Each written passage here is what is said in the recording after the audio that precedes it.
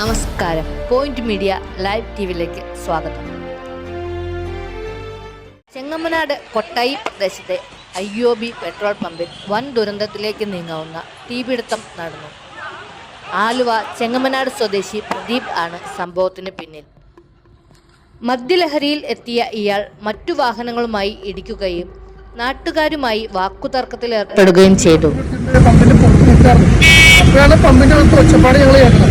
ഞങ്ങൾ നോക്കുമ്പോൾ പമ്പില് ഓഫീസിലേക്ക് വണ്ടി ഇടിച്ച് കയറ്റി അവൻ അവർക്ക് കാറ് തട്ടി ഞങ്ങൾ കാർമട്ട് ഒന്ന് ഇടിച്ച് കയറാൻ വേണ്ടി കണ്ടത്.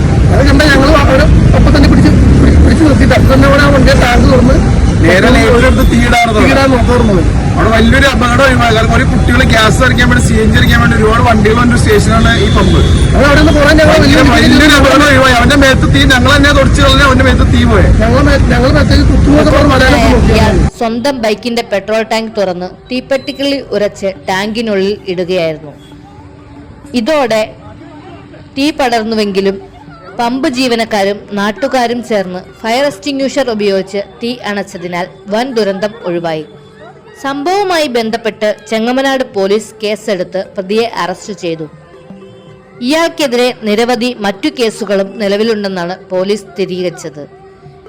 എന്നാൽ ഇയാൾ മദ്യലഹരിയിലായിരുന്നോ അല്ലെങ്കിൽ മറ്റേതെങ്കിലും ഗൂഢ ഉദ്ദേശ്യമാണ് ഇതിനു പിന്നിൽ എന്നത് സംബന്ധിച്ച് പോലീസ് അന്വേഷണം തുടരുകയാണ്. പോയിന്റ് മീഡിയ ലൈവ് ടിവിക്ക് വേണ്ടി റിപ്പോർട്ടർ ചിത്ര.